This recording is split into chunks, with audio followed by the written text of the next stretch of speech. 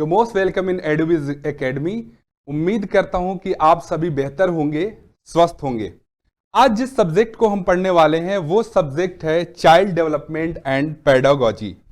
इसके अंदर जिस टॉपिक को हम कवर करेंगे उस टॉपिक का नाम है हेरिडिटी एंड एनवायरनमेंट, यानी आनुवंशिकता और वातावरण। ठीक है, मैंने आपको पहले भी बताया था कि जितने भी ये टीचिंग एग्जाम्स होते हैं, चाहे वो सीटेट हो, यूपी टेट हो, रीट हो, बीटेट हो, या जितने भी स्टेट हैं, एमपी, छत्तीसगढ़, झारखंड, राजस्थान, इन सारे स्टेट के अंदर जो टेट एग्जाम्स होते हैं और उन एग्जाम्स में जो चाइल्ड डेवलपमेंट एंड पेडागोजी से क्वेश्चन पूछा जाता है, जो टॉपिक जिन जिन टॉपिक से, उन सारे टॉपिक्स को हम कवर करेंगे एक एक करके। कुछ भी इसमें छूटने वाला नहीं है। साथ ही साथ हम प्रीवियस ईयर क्वेश्चन की भी प्रैक्टिस करेंगे।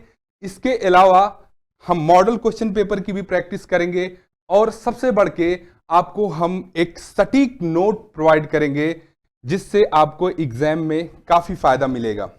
आपको करना केवल इतना है कि हमारे साथ जुड़े रहना है।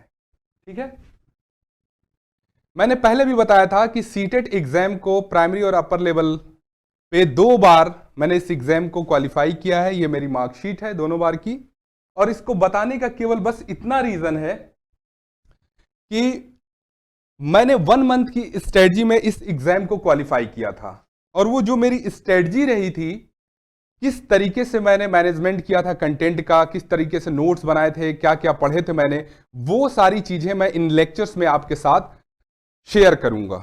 ठीक है, इसके लिए सिर्फ आपको इतना करना है कि हमारे साथ पेशेंस के साथ जुड़े रहना है। आज जिस टॉपिक को हम पढ़ने वाले हैं वो क्या है? Heredity and environment. तो आइए शुरू करते हैं हेरिडिटी एंड एनवायरनमेंट से, जानते हैं इसके बारे में क्या है हेरिडिटी एंड एनवायरनमेंट। तो सबसे पहले ये जानने की कोशिश करेंगे कि आनुवांशिकता क्या है। ठीक है, यानी हेरिडिटी क्या है। तो बच्चों में जो अपने पेरेंट्स और एंसेस्टर्स यानी पूर्वज से जो आनुवांशिक गुण, उसको कह सकते हैं आनुवांशिक गुण को जेनेटिक ट्रेट्स मिलते हैं, उसी को हेरिडिटी कहा जाता है। और ये क्या होता है? पीढ़ी दर पीढ़ी चलता रहता है। अब आइए उसको समझ लेते हैं कि ये आनुवांशिक गुण होता क्या है, बिल्कुल आसान भाषा में। तो जब एक बेबी पैदा होता है, जब एक बच्चा पैदा होता है, तो आप उसका कलर देखते हैं तो कहते हैं कि ये कलर उसके पापा में गया है, उसकी आईज उसके मम्मी में गई हुई हैं, उसके हेयर उसके दादाजी में गए हुए हैं। ठीक है, उसकी हाइट, मतलब फैमिली में जो बच्चे के ननिहाल है या उसका दादा दादी का घर है, उन मेंबर से उसकी जितनी बॉडी के पार्ट्स होते हैं उसकी हम तुलना करते हैं कि ये किसी न किसी में गया हुआ है।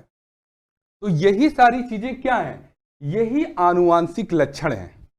और केवल ये बॉडी के ही पार्ट्स नहीं आते हैं, इसके अंदर इमोशंस भी आते हैं, बीमारियां भी दूसरी पीढ़ी से आती है बच्चे के अंदर। इसके अलावा सोशलाइजेशन उसके अंदर आता है, उसकी भावनाएं आती हैं। ये सारे कैरेक्टर्स बच्चे के अंदर आते हैं अपने किससे? पूर्वजों से, अपने पेरेंट्स से। अब वो कैसे आते हैं उसको एक फिगर के माध्यम से समझ लेते हैं। जैसे सपोज दैट एक बच्चा है और इस बच्चे के अंदर जो भी जेनेटिक गुण आएंगे यानी आनुवंशिक गुण आते हैं, वो कहां से आते हैं? अपने पेरेंट्स से आते हैं, यानी अपने मम्मी और पापा से। अब ये जो मम्मी और पापा हैं, इनके अंदर जैसे फादर है तो उसके अंदर जो गुण आए हैं जेनेटिक, वो कहां से आए हैं? अपने एंसेस्टर से, अपने पूर्वजों से। और फीमेल के अंदर यानी मदर के अंदर भी जो गुण आए हैं वो कहां से आए हैं? अपने एंसेस्टर्स यानी पूर्वजों से आए हैं। ठीक, यहां से चलते हुए यहां तक आए और वहां से वो सारे गुण बच्चे में गए। और बिल्कुल आसान भाषा में और विज्ञान की भाषा में अगर हम हेरिडिटी यानी आनुवंशिकता को कहें तो उसमें 3 नाम हमेशा याद रखिएगा, वो है जीन, क्रोमोसोम और डीएनए। ठीक है, ये एग्जाम्पल के तौर पे ये एक चिप की तरह होते हैं, जैसे जो मोबाइल में लगता है, उसमें क्या होता है? बहुत सारी इंफॉर्मेशन छुपी होती है। ठीक उसी तरह ये जो आनुवांशिक लक्षण या जेनेटिक ट्रेट्स होते हैं, उनमें भी गुण होते हैं कुछ जो एक पीढ़ी से दूसरी पीढ़ी और दूसरी पीढ़ी से तीसरी पीढ़ी तक जाते हैं। तो मैं उम्मीद करता हूं कि आप इस पॉइंट को बहुत बेहतर ढंग से समझ पाए होंगे कि बच्चे के अंदर कैसे आनुवांशिक जो गुण हैं यानी जेनेटिक जो ट्रेट्स हैं वो कैसे पूर्वजों से पेरेंट्स में आते हैं और पेरेंट्स से बच्चे में जाते हैं। अच्छा देखिए, इससे क्या क्या इंपैक्ट पड़ता है। एक तो ये जो जेनेटिक लक्षण हैं वो पीढ़ी दर पीढ़ी ट्रांसफर होते रहते हैं। दूसरा, इन जेनेटिक ट्रेट्स यानी आनुवांशिक लक्षण का बच्चे के शरीर पे, उसके दिमाग पे, उसके सोचने पे, उसके कैरेक्टर पे, उसके इमोशन पे, हर एक चीज पे फर्क पड़ता है। ठीक है। और जो बच्चे की बॉर्न एबिलिटी होती है, जन्मजात योग्यता जिसको कहते हैं, उस जन्मजात योग्यता को जब टीचर समझता है तो बच्चे के बारे में उसकी समझ काफी बेहतर हो जाती है और फ्यूचर में बच्चे को किस तरीके से गाइड करना है वो टीचर को बहुत अच्छे से पता हो जाता है और इसका बच्चे को यह फायदा मिलता है कि उसके ओवरऑल डेवलपमेंट में बहुत ज्यादा इफेक्टिवनेस होती है, प्रभावशीलता होती है। ठीक है। ये कुछ पॉइंट्स हैं जो मैंने बताया था इससे पहले कि आनुवंशिकता में क्या क्या आते हैं, वो आप देख लीजिए। ये सारी चीजें मैं डिस्कस कर चुका हूं। अब आगे देखिए, बच्चों में सेक्स डिटर्मिनेशन इन चिल्ड्रेन यानी लिंग का निर्धारण कैसे होता है। ये बहुत इंपॉर्टेंट टॉपिक है और इसको बहुत ध्यान से समझिएगा कि ये कैसे डिसाइड होता है कि जो बेबी है वो लड़का होगा या लड़की होगी। ठीक। इसके लिए हमें छोटा सा एक कॉन्सेप्ट समझना पड़ेगा जहां से बिल्कुल आपके जितने टेट के एग्जाम्स होते हैं उनमें क्वेश्चन पूछे जाते हैं। ठीक है। यहां देखिए, तो इस कहानी की शुरुआत होती है मेल के स्पर्म से और फीमेल के एग से। यहां आप फिगर में देख सकते हैं ये मेल का स्पर्म है और दूसरे तरफ फीमेल का क्या है, एग है। जैसे मेल के अंदर स्पर्म होता है, रिलीज होता है, वैसे फीमेल के अंदर एग रिलीज होता है। अब आप कहेंगे कैसा एग, जो आज हम जिसको आंखों से देखते हैं मुर्गी के अंडे को, तो आप उस टाइप में कुछ सोच रहे होंगे। वैसा ही होता है लेकिन बहुत छोटा होता है, बहुत छोटा होता है। ठीक है। आप शायद अब खुली आंखों से हम उसको ना देख पाए, है ना। तो अब इससे आगे बढ़ते हैं। ये फीमेल का इंटरनल पार्ट है। ठीक है। और इंटरनल पार्ट में ये देखिए दोनों साइड में ये है ओवरी, और इसी ओवरी से क्या होता है कि पर मंथ में ये अंडे निकलते हैं, दोनों साइड से अंडे रिलीज होते हैं। और जब यहां से मेल का स्पर्म एंटर करता है फीमेल के पार्ट में, तो ये स्पर्म और ये अंडे आपस में मिलते हैं। देखिए यहां इस फिगर में देखिए कि मेल का जो स्पर्म है वो फीमेल के एग में एंटर कर रहा है, और इसी एंट्रेंस को हिंदी में निषेचन और इंग्लिश में फर्टिलाइजेशन कहते हैं। ठीक। यहां एक चीज और क्लियर कर लेते हैं कि ये जो मेल का स्पर्म होता है, इस स्पर्म में मेल के जो जेनेटिक ट्रेट्स हैं यानी आनुवांशिक लक्षण हैं जो उसके पूर्वजों से, पेरेंट्स से मिले हुए हैं, वो सारी इंफॉर्मेशन इस स्पर्म में होती है। और वहीं दूसरी तरफ ये जो फीमेल का एग होता है, उस एग में फीमेल के जो जेनेटिक ट्रेट्स यानी आनुवांशिक लक्षण होते हैं जो उसके पूर्वजों और उसके पेरेंट्स से मिले हुए हैं, वो इसमें होते हैं। तो होता क्या है, जब ये दोनों मिल जाते हैं तो एक नई सेल बनती है और उस सेल को कहा जाता है जाइगोट। ठीक। यहां 2 पार्ट दे सकते हैं, ये मेल का और ये फीमेल का। ये दोनों आपस में क्या हो रहे हैं, मर्ज हो जा रहे हैं, और मर्ज होके एक नया सेल बन रहा है जिस सेल को हम क्या कहते हैं, जाइगोट। अब इसको और आसान करते हैं और आसान भाषा में समझते हैं। हमने पहले ही कहा था कि दोनों के मेल और फीमेल के जेनेटिक ट्रेट्स यानी आनुवांशिक लक्षण आपस में मिलते हैं। ठीक। तो उन आनुवांशिक लक्षण में क्या होता है, मेनली 3 वर्ड याद रखिएगा। पहला है क्रोमोसोम यानी गुणसूत्र। ठीक। दूसरा एक वर्ड याद रखिएगा जीन, और तीसरा एक वर्ड याद रखिएगा, डीएनए। इन दोनों के आनुवांशिक लक्षण में यही तीन चीज होती हैं जो आपस में मिलती हैं। यहां पे अगर आपसे क्वेश्चन ये पूछ देता है कि क्रोमोसोम किसका बना होता है, तो वो न्यूक्लियोप्रोटीन का बना होता है। फिर उसके पेयर को भी लेके क्वेश्चन पूछ दिया जाता है। ये भी पूछ दिया जाता है कि क्रोमोसोम वर्ड सबसे पहले किसने यूज किया था। यही डीएनए के बारे में भी पूछा जाता है और यहाँ पे जीन के भी बारे में। तो यहां देखते हैं कि एक चीज तैयार हो गई, मेल फीमेल के आनुवांशिक लक्षण आपस में मिले और जाइगोट तैयार हुआ, और ये यहां पे तैयार हुआ इस जगह पे, और इस जगह का नाम है यूटेरस। ठीक है, तो अगर ये पूछ दिया जाए, अगर ये क्वेश्चन पूछता है कि जाइगोट कहां पे तैयार होता है, तो वो जगह है यूटेरस फीमेल की। तो एक तरीके से ये बच्चे की नींव पड़ गई, बुनियाद पड़ गई, और जब ये जाइगोट धीरे धीरे यहीं पे बड़ा होता है तो वो एक भ्रूण का रूप ले लेता है। ठीक है, और ये भ्रूण क्या होता है, ये 9 मंथ तक यानी 9 महीने तक मदर के पेट में बच्चा रहता है और ये धीरे धीरे बड़ा होता रहता है, उसका डेवलपमेंट होते रहता है, और फाइनली आफ्टर 9 मंथ के बाद जब वो जन्म लेता है उसको बेबी या बच्चा कहा जाता है। ठीक है, तो इतनी चीजें आपको समझनी जरूरी थी। अब इसी कॉन्सेप्ट से हम चलते हैं कि कैसे बच्चा या बच्ची पैदा होते हैं, या कौन से फैक्टर डिसाइड करते हैं कि फीमेल बेबी होगा या मेल बेबी होगा। तो हमने पहले ही देखा कि ये जो पेरेंट का स्पर्म है उसमें 2 फैक्टर होते हैं उसके क्रोमोसोम में, एक एक्स होता है, एक वाई होता है, और फीमेल में एक्स एक्स ही होता है। तो जब मेल का स्पर्म फीमेल एग में एंटर करता है और ये स्पर्म एक्स है और फीमेल का भी एक्स है, तो जो बेबी होगा वो फीमेल बेबी होगा, यानी बच्ची पैदा होगी। अगर मेल का स्पर्म वाई है और फीमेल का एक्स है, तो जो बेबी होगा वो क्या होगा, वो होगा मेल बेबी, यानी बच्चा पैदा होगा। उम्मीद करता हूं कि ये सारे पॉइंट्स आप बहुत बेहतर ढंग से समझ गए होंगे कि वो कौन से फैक्टर होते हैं जो ये डिसाइड करते हैं कि मेल बेबी होगा या फीमेल बेबी होगा।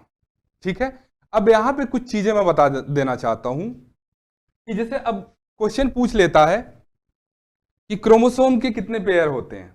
ठीक है, तो अगर पेयर पूछता है तो वो होते हैं 23 पेयर, मेल और फीमेल दोनों में। अगर इनका नंबर पूछ देता है तो वो क्या हो जाएगा, 46 हो जाएगा। ठीक है, ये याद रखना है। इसके साथ साथ आपको ये याद रखना है कि क्रोमोसोम किस चीज का बना हुआ है, क्रोमोसोम वर्ड सबसे पहले किसने दिया। ठीक है, इसके अलावा जाइगोट किसका बना होता है, उसमें क्या क्या होता है, डीएनए का फुल फॉर्म क्या है।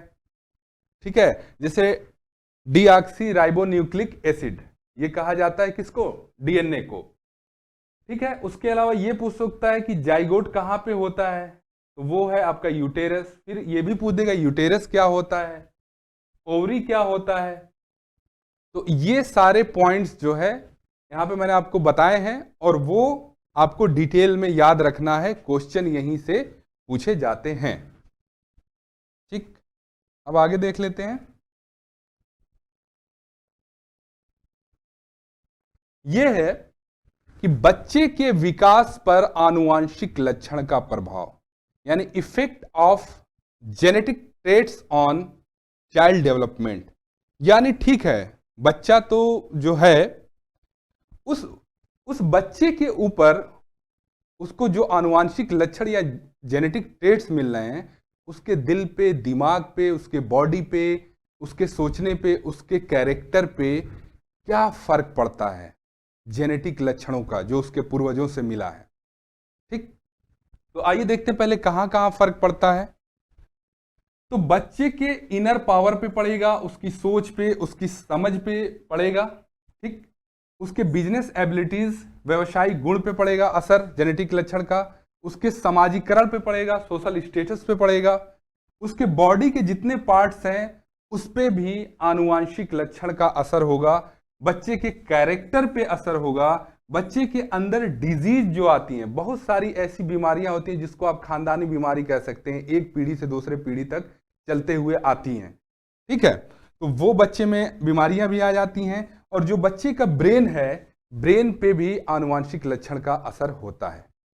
तो आइए अब शुरू कर लेते हैं ब्रेन से। जनरली ये पाया गया है, ये मैं जनरल कंडीशन में बात कर रहा हूं, ठीक।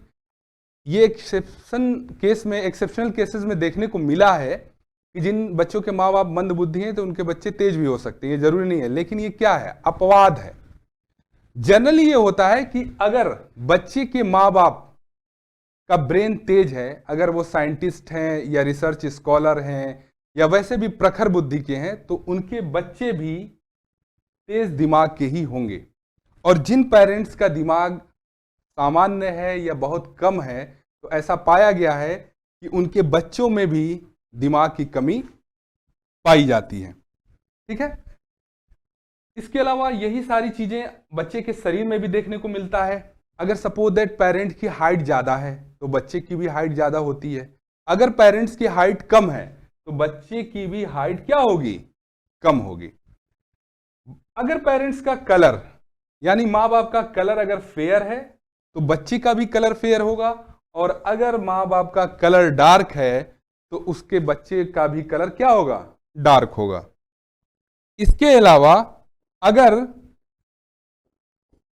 पेरेंट्स के या माँ बाप के हेयर ज्यादा हैं, बाल ज्यादा हैं, तो बच्चे में भी बाल ज्यादा पाए जाएंगे, और अगर बाल कम हैं तो बच्चे में भी बाल कम पाए जाएंगे। इंडिया में आप देखते हैं ये बहुत एक बड़ी प्रॉब्लम है, हेयर फॉल, और जिनके सर पे बाल नहीं होता है तो बहुत बार बच्चे परेशान होते हैं, लोग परेशान होते हैं कि ये क्यों हो गया, ठीक है। बहुत सारे ट्रीटमेंट भी वो लेते हैं, लेकिन उनको शायद कम ही लोगों को पता है कि ये चीजें जेनेटिकली होती हैं।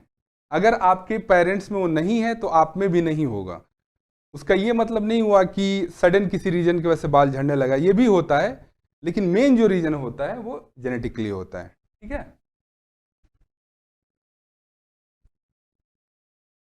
इसके अलावा जिन पेरेंट्स के अंदर, जिन माँ बाप के अंदर व्यवसायिक गुण होते हैं, बिजनेस एबिलिटी होती है, वो एबिलिटी उनके बच्चों में भी पाई जाती है, वो एबिलिटी उनके बच्चे में भी पाई जाती है। जैसे हमारे समाज में देखा जाता है कि एक बिजनेस वर्ग है इंडिया में, ठीक है, तो जनरली कहा जाता है कि तुम उस कैटेगरी से हो तो जाहिर सी बात है तुम्हारे अंदर वो लक्षण होंगे, क्योंकि तुम्हारे पेरेंट्स क्या हैं, तुम्हारे पूर्वज क्या करते आ रहे हैं, बिजनेस करते आ रहे हैं, तो वो सारे गुण बच्चों में भी आते हैं। बच्चों के सोशल स्टेटस यानी सामाजिकता पे भी आनुवांशिक लक्षण यानी जेनेटिक ट्रेड्स का असर पड़ता है। कैसे?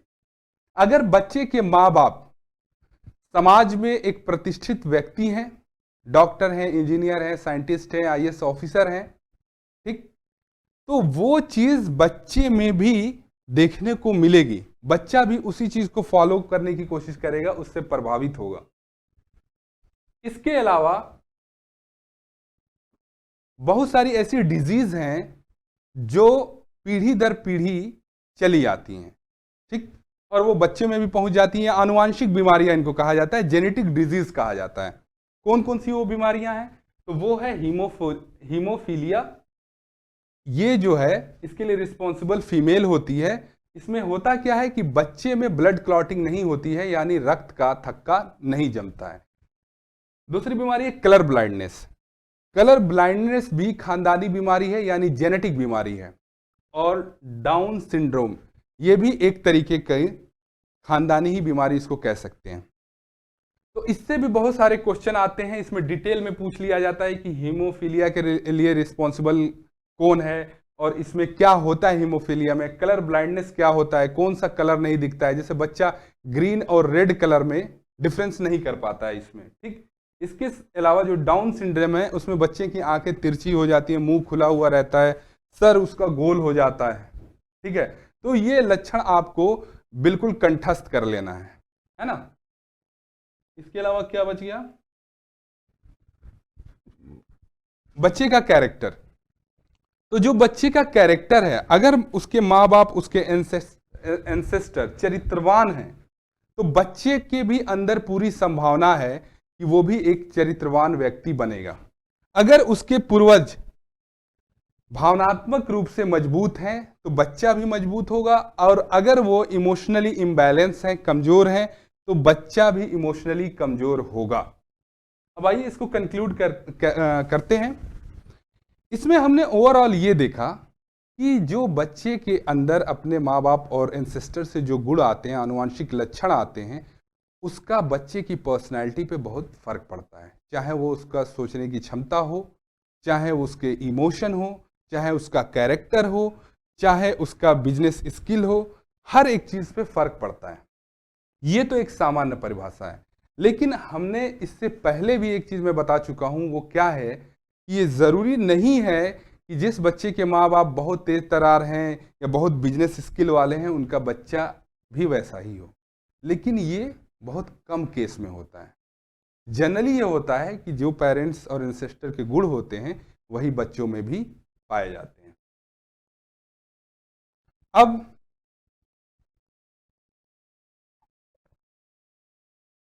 हेरिडिटी यानी आनुवंशिकता से रिलेटेड कुछ इंपॉर्टेंट पॉइंट देख लेते हैं जो आपके एग्जाम में पूछे जाते हैं। उन सारी चीज़ों को हम एक एक करके देख लेते हैं। यहाँ पे कुछ पॉइंट्स हैं। पहला पॉइंट ये है कि ये पहले क्वेश्चन आ चुका है कि human personality is the result of, यानी जो इंसान का व्यक्तित्व है वो किस चीज का परिणाम है। तो इंसान का व्यक्तित्व आनुवंशिकता यानी हेरिडिटी और इन्वायरमेंट की अंतःक्रिया का रिजल्ट है। ठीक है ना। ह्यूमन की जो पर्सनैलिटी है वो किसका रिजल्ट है? आनुवंशिकता और वातावरण की अंतःक्रिया का। दूसरा क्वेश्चन है which one of the following is correct development sequence, यानी निम्न में से कौन सा एक सही क्रम है। इससे पहले मैं पढ़ाया था, अभी यही मैप के थ्रू आपको पढ़ा रहा था। तो उसमें क्या आ रहा है? Sperm, zygote, blastocyst. ठीक है। तो और उससे पहले ओवम है। तो ये सीक्वेंस है, ये क्वेश्चन इससे पहले एग्जाम में पूछा जा चुका है कि इसको क्रम में लगाइए। तो अगर ये क्वेश्चन आता है तो इस तरीके से इसको आपको क्रम में लगाना है। अब यहां पूछ रहा है कि मेल में जनरली XY क्रोमोसोम पाए जाते हैं, तो फीमेल में कौन से पाए जाते हैं? तो बिल्कुल इससे पहले मैं इसको बता चुका हूं, फीमेल में पाए जाएंगे XX क्रोमोसोम। ठीक है। तो ये कुछ इंपॉर्टेंट पॉइंट्स हैं जो आपके एग्जाम में पूछे जाते हैं। इसके अलावा क्रोमोसोम से बहुत सारे क्वेश्चन आते हैं। जैसे पूछ देगा कि क्रोमोसोम वर्ड किसने दिया, क्रोमोसोम बना किसका हुआ है, तो न्यूक्लियोप्रोटीन का बना हुआ, मैं पहले ही बता चुका हूं। क्रोमोसोम में कितने पेयर होते हैं, तो 23 पेयर होते हैं। पूछ देगा क्रोमोसोम के कितने नंबर होते हैं, तो वो 46 हो जाएगा। फिर इसी तरह पूछ सकता है जीन के बारे में और डीएनए के बारे में। ठीक है। डीएनए क्या होता है, डीएनए का फुल फॉर्म क्या है, डीएनए वर्ड सबसे पहले किसने दिया। तो डीएनए का फुल फॉर्म क्या होता है? Deoxy nucleic acid. ठीक है। यानी उसको हिंदी में डीऑक्सी न्यूक्लिक अम्ल कहते हैं। ठीक। तो ये आप डिटेल में देखेंगे, आपके पास मैं नोट्स में भी दूंगा आपको पढ़ने के लिए, और इसको बार बार आप रिवीजन करें इस चीज का। ठीक है। क्रोमोसोम वर्ड सबसे पहले दिया था वर्ल्डेयर ने, इसको बिल्कुल आप कंठस्थ कर लेंगे। इसके अलावा फादर ऑफ मॉडर्न जेनेटिक्स यानी आधुनिक आनुवांशिकता का पिता किसको कहा जाता है? तो वो कहा जाता है ग्रेगर जॉन मेंडल को। इन्होंने मटर पे प्रयोग करके पता लगाया था, तो इस वजह से इनको जो है फादर ऑफ मॉडर्न जेनेटिक्स कहा जाता है। डीएनए का फुल फॉर्म मैं बता चुका हूं, और डीएनए की खोज जिसने की थी वो थी फ्रेडरिक मिशर। इसमें भी बहुत सारे कंफ्यूजन है, लेकिन जो फाइनली नेम है वो यही है। ठीक।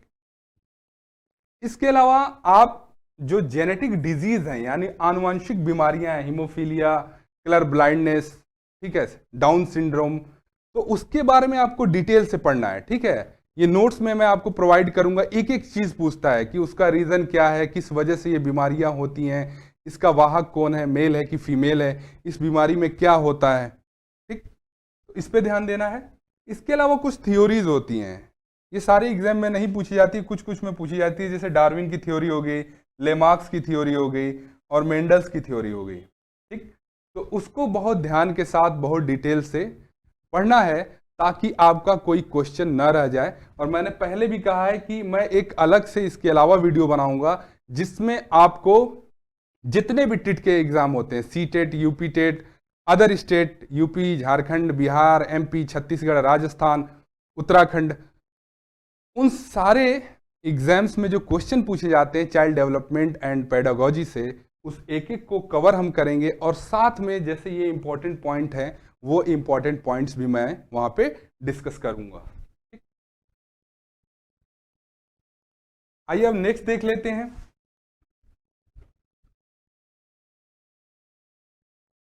अभी तक तो हम बात कर रहे थे हेरिडिटी की, अब यहां पे हम बात करेंगे इन्वायरमेंट की, यानी वातावरण की। तो सबसे पहले हम बिल्कुल सिंपल लैंग्वेज में जानने की कोशिश करेंगे कि इन्वायरमेंट होता क्या है। तो इन्वायरमेंट का जो मीनिंग होता है वो होता है चारों ओर से घिरा होना। ठीक है, चारों ओर से घिरा होना। सपोज जैसे आप एक पर्सन हैं और आपके तरफ जो पूरा इन्वायरमेंट है, जो जमीन है, नदी है, पेड़ पौधे हैं, सारी चीजें हैं, तो इनसे क्या है, एक पर्सन घिरा हुआ है चारों तरफ से। यही होता है इन्वायरमेंट का मीनिंग। ठीक है, अब बच्चे के कॉन्टेक्स्ट में ये कैसे यूज होगा? तो एक बच्चा है, तो बच्चा भी अपने चारों तरफ के इन्वायरमेंट से घिरा हुआ है ना। और वो इन्वायरमेंट कौन कौन से हैं? उसको बाहरी इन्वायरमेंट कहा जाता है। ठीक, उसमें उसका समाज है, यानी बच्चे के जिस बच्चे को चारों तरफ से जिसने घेर रखा है जिस इन्वायरमेंट में, उसमें भौतिक यानी फिजिकल इन्वायरमेंट है। फिजिकल में क्या आ जाता है? वहां का मौसम, क्लाइमेट, ठीक है, ईच एंड एवरीथिंग आ जाता है इसमें। दूसरा वहां की सोसाइटी यानी समाज। बच्चा इन्हीं दो फैक्टर से घिरा हुआ है, एक तो फिजिकल कंडीशन से, दूसरा सोसाइटी से। ठीक, इसी के बारे में बात की जा रही है। और ये जो दो चीजें हैं ना, जो वहां का फिजिकल कंडीशन और सोसाइटी है, ये बच्चे के mental, social, physical health, personality पे क्या डालती है? बहुत बड़े लेवल पे प्रभाव डालती है। उसको एक एक हम करके समझेंगे। अब यहां देखिए, इन्वायरमेंट दो तरह का होता है। एक होता है इंटरनल एनवायरनमेंट। तो इंटरनल एनवायरनमेंट में जो जेनेटिक्स गुण होते हैं और जो गर्भ की अवस्था होती है वो आती है, ये पहले हम डिस्कस कर चुके हैं। ठीक, जो जेनेटिक में पढ़ा रहा था। दूसरा ये होता है, दूसरे में आ जाता है फिजिकल इन्वायरमेंट और सोशल इन्वायरमेंट। अब हम देखेंगे कि ये इन्वायरमेंट बच्चे पे कैसे इंपैक्ट डालता है। ठीक, मान लीजिए एक बच्चा है और ये बच्चा पैदा होता है पहाड़ी प्रदेश में, हिल्स एरियाज में। कोई बच्चा पैदा होता है रेगिस्तान में, ठीक है, कोई प्लेन्स में पैदा होता है। तो अब ये जो बच्चे हैं ना, अलग अलग जगहों के, अलग अलग क्षेत्र के, अलग अलग क्लाइमेट के, तो इनके खान पान, इनके बिहेवियर, ठीक, इनकी मेंटल एबिलिटी पे उस क्षेत्र का असर पड़ता है। जैसे अब जो एक बच्चा पहाड़ी एरिया में रह रहा है, वहां की संस्कृति, वहां का इन्वायरमेंट, वहां की सोसाइटी बिल्कुल अलग होगी इससे, प्लेन्स से। और प्लेन्स की जो क्वालिटी होगी वो किससे अलग होगी? डिजर्ट से, यानी रेगिस्तान से। तो बच्चे के डेवलपमेंट पे, ओवरऑल डेवलपमेंट पे इन फिजिकल कंडीशन का क्या होता है? फर्क पड़ता है। साथ ही साथ दुनिया में कुछ ऐसी जगह हैं जहां गर्मी बहुत ज्यादा पड़ती है, कुछ जगहों पे ठंड बहुत ज्यादा पड़ती है। तो इसका भी, इन क्लाइमेट का भी असर बच्चे के पर्सनैलिटी पे पड़ता है। ठंडी जगहों पे वहां का खाना पीना, वहां का रहना, वहां का कल्चर, ठीक है, वहां का कल्चर, वहां का पहनावा अलग होगा, वहां की सोसाइटी की सोच अलग होगी, ठीक है, उस सोसाइटी के अपने कुछ रिचुअल्स होंगे। तो उन सारी चीजों का फर्क किस पे पड़ेगा? बच्चे पे पड़ेगा। और जो गर्म प्रदेश हैं, उन प्रदेशों में रहने वाले जो बच्चे हैं, वहां के इन्वायरमेंट और वेदर के हिसाब से उन पे फर्क पड़ेगा। इसको और सिंपल भाषा में मैं समझाता हूं। जैसे मान लीजिए कि इक्वेटर आप समझते होंगे, अगर नहीं समझ रहे तो आप आ जाइए देश पे, आप अफ्रीका पे आ जाइए। अब मान लीजिए अफ्रीका का कोई बच्चा है और एक बच्चा है कनाडा का। अब सोच के देखिए उसमें क्या डिफरेंसेस देखते हैं। अफ्रीका का जो बच्चा होगा उसका कलर डार्क होगा, ठीक है। अफ्रीका का जो इन्वायरमेंट है वो अलग है, अफ्रीकन लोगों के जो रिचुअल्स है वो अलग हैं, उनके खान पान अलग है। और जो कनाडा में बच्चा है उसके भी रिचुअल्स, खान पान, ड्रेसिंग सेंस, वहां की सोसाइटी की सोच, एजुकेशन का लेवल, ये अलग होगा। तो यही फिजिकल एनवायरनमेंट में इन्हीं डिफरेंसेस की बात कर रहा है कि बच्चा जिस क्लाइमेट में पैदा होगा उस क्लाइमेट का असर उसके सोच पे, उसके कैरेक्टर पे, ठीक, उसके दिमाग पे, उसके खान पान पे, उसके बिहेवियर में और उसके ओवरऑल पर्सनैलिटी पे पड़ेगा ही पड़ेगा, ठीक।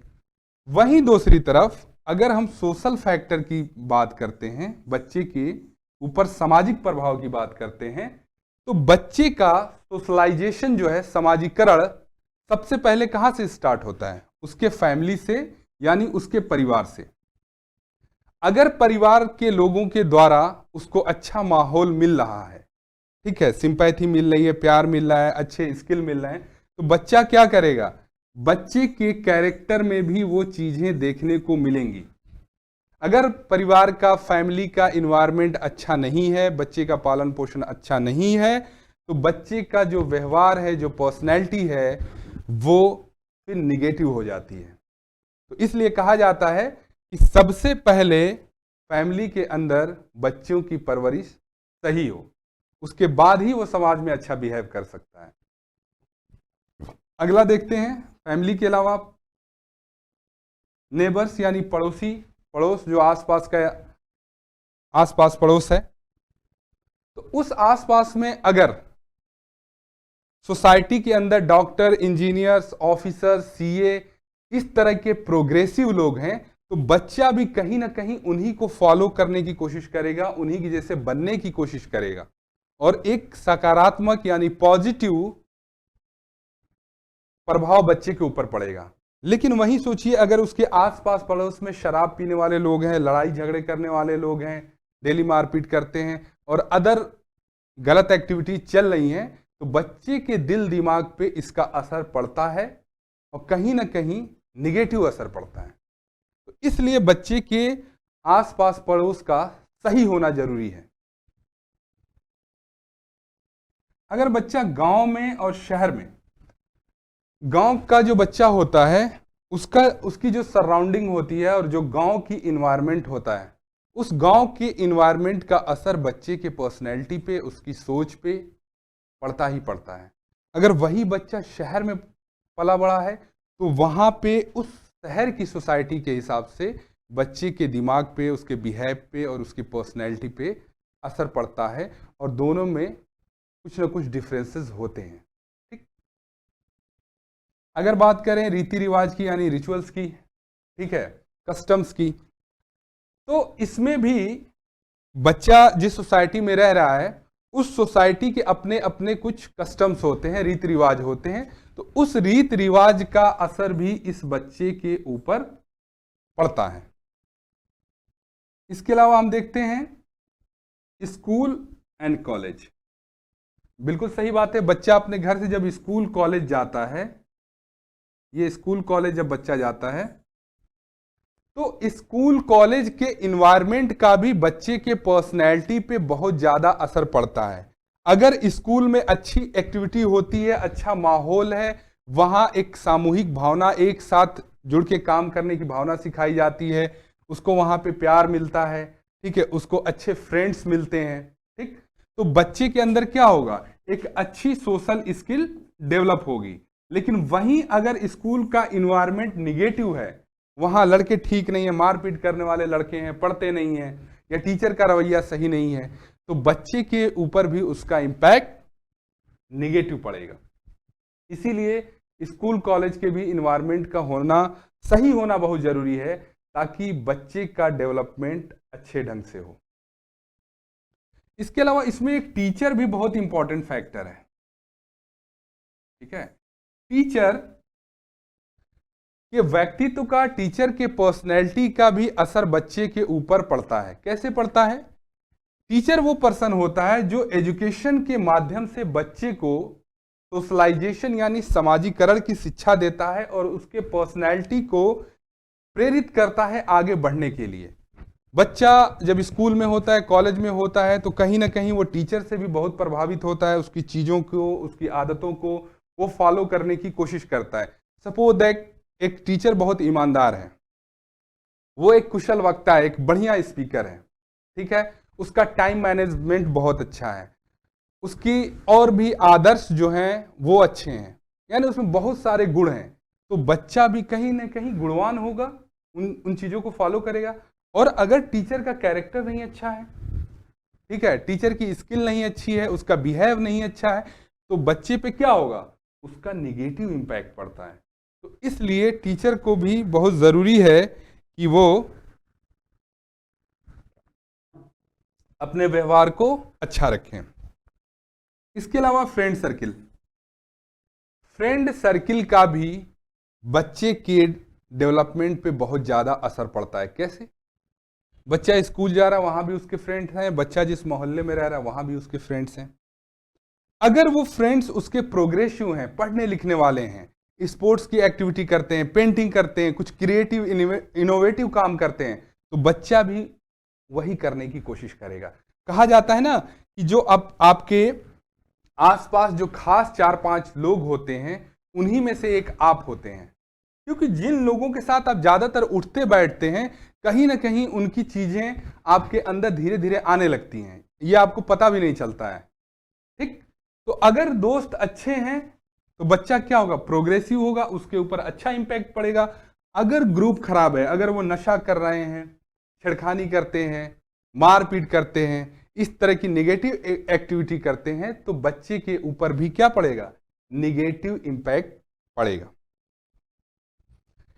तो ये टॉपिक हमें क्या समझाता है? ओवरऑल ये टॉपिक हमें ये समझाता है कि एक जो बच्चा है, उस बच्चे के चारों तरफ का जो इन्वायरमेंट है, चाहे वो उसकी फैमिली हो, उसके रिलेटिव हो, उसके फ्रेंड हो, उसका स्कूल हो, कॉलेज हो, ठीक, या जिस प्रदेश में वो रहता है, ठीक है, चाहे वो पहाड़ी इलाका हो, रेगिस्तान हो, मैदान हो, गर्म इलाका हो, ठंडा इलाका हो, इन सारी चीज़ों का असर बच्चे के सोचने पे, समझने पे, उसके दिमाग पे, उसके व्यवहार यानी बिहेव पे, उसकी पर्सनैलिटी यानी व्यक्तित्व पे पड़ता ही पड़ता है।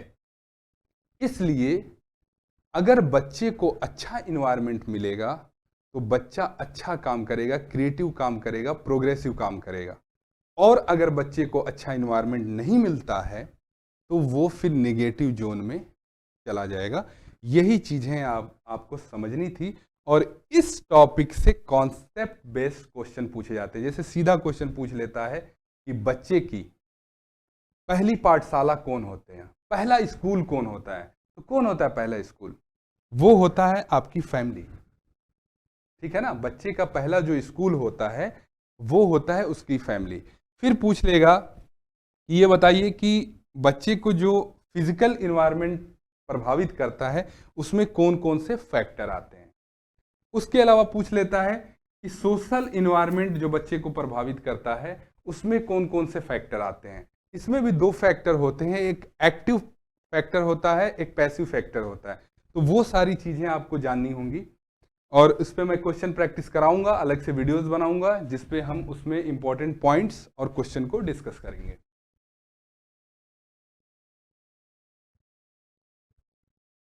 तो अब ये निष्कर्ष क्या निकल के आता है, यानी relation between heredity and nature यानी इन्वायरमेंट, यानी आनुवांशिकता और वातावरण के बीच में रिलेशन क्या है। ठीक, हेरिडिटी और इन्वायरमेंट के बीच में क्या रिलेशन है, ये उसी की बात कर रहा है। तो बच्चे की जो एक पर्सनैलिटी है, ये बच्चा है,